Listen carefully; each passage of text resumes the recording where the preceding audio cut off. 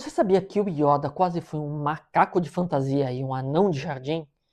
Pois é estranho, é bizarro. Fica aqui comigo até o final desse vídeo que eu vou contar para você direitinho qual é essa história. O Yoda foi criado em 1980 pelo George Lucas para o segundo filme da franquia Star Wars, O Império Contra-Ataca. A ideia do George Lucas era que existisse um personagem que servisse como mestre e mentor do Luke Skywalker.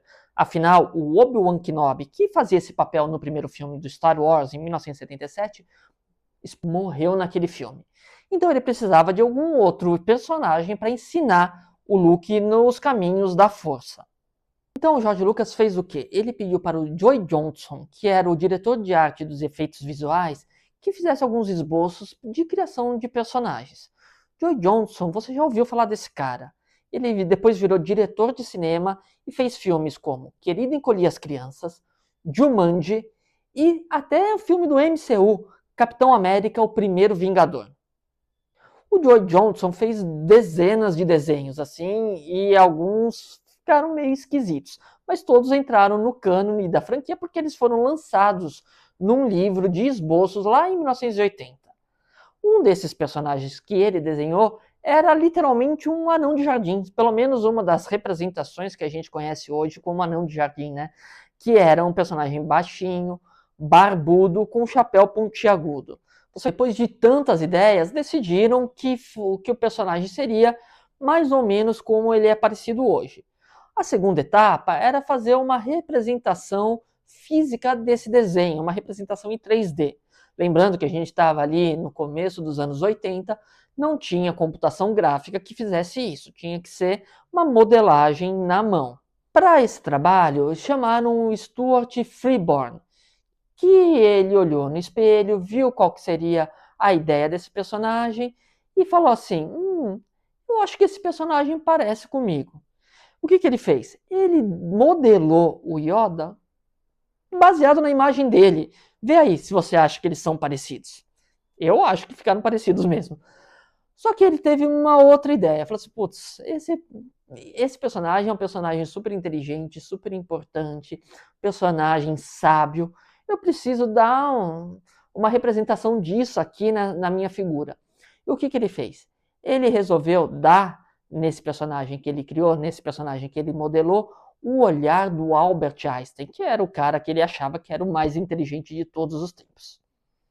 Então o Yoda, no fim das contas, ele foi um desenho do Joe Johnston, que foi uma criação do Stuart Freeborn, modelado a sua própria imagem com o olhar do Albert Einstein. A terceira etapa foi a mais difícil, né? Que, beleza, como que a gente vai representar esse personagem em tela? Como que a gente vai gravar esse personagem?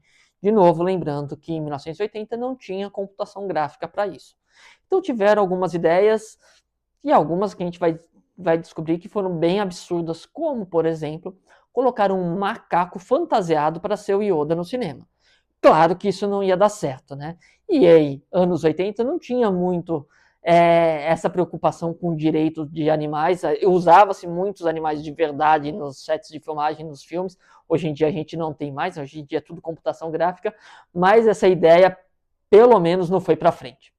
Outras ideias que usaram em filmes da época ali, colocar uma criança interpretando o personagem, isso foi feito, por exemplo, em ET, ou colocar uma pessoa com nanismo, também caracterizada como Yoda, também em alguns filmes isso foi utilizado, mas decidiu-se que eles iam usar um boneco manipulado que serviria ali aos propósitos do personagem. Para isso, resolveram chamar um grande especialista em bonecos manipuláveis, que era o Jim Henson, o criador dos Muppets. O Jim Henson, de fato, era fera nesse quesito, assim, era impressionante, só que ele não podia fazer o Yoda porque ele estava envolvido em um outro projeto. Então ele indicou um amigo dele, o Frank Oz, que foi escolhido para manipular o personagem no set. O Frank Oz também era muito bom e ele convenceu o George Lucas a fazer a voz do Yoda. A ideia original era que a voz fosse feita por um outro ator. Aconteceu isso, por exemplo, com Darth Vader. Em tela ele é um ator, mas a voz é de um outro ator. Tudo muito bom, tudo muito bem, mas estava faltando uma coisinha ainda que não estava perfeito para o personagem. O George Lucas estava sentindo falta de alguma coisa. Então ele teve uma ideia. E se esse personagem fosse mais misterioso? E para ser mais misterioso, e se ele falasse diferente? E para ser mais misterioso, e se diferente ele falasse? Então ele decidiu que o Yoda falasse com as frases de trás para frente. Pronto, era o molinho que faltava, era aquilo que deixou o personagem icônico. Deu esse ar de mistério, aumentou essa aura de sabedoria desse personagem e casou perfeitamente com o comportamento dele. O comportamento dele, aliás, é curioso falar que o Frank Oz ele se baseou no Irving Kershner, que era o diretor do filme, para mostrar os trejeitos de Yoda e o jeito dele agir em tela. Inclusive, ele diz que ele sentiu o tom perfeito do personagem numa cena em que o Yoda dá uma pancadinha com o cajado dele na cabeça do R2-D2. O Frank Oz ele seguiu fazendo Yoda, manipulando bonecos, além desse filme Império Contra-Ataca, no terceiro filme da franquia Star Wars, O Retorno de Jedi, e no episódio 1, muitos anos depois, A Ameaça Fantasma. A partir do episódio 2, O Ataque dos Clones, o boneco virou um personagem de CGI, de computação gráfica. Inclusive tem alguns movimentos, alguns pulos, algumas lutas que só daria para fazer mesmo com computação gráfica. Mas o Frank Oz seguiu como voz do personagem até os filmes mais recentes. A gente não sabe muita coisa da história do Yoda. A gente sabe que ele viveu por 900 anos, foi um grande mestre Jedi, um dos mais poderosos de todos, e que não era o único da espécie. A gente sabe que ele não é o único da espécie dele ali, porque tem esse carinha aqui, o Baby Yoda, o Grogu, estrela da TV e agora chegando aos cinemas. O Grogu é o grande companheiro de aventuras do Mandaloriano interpretado pelo Pedro Pascal.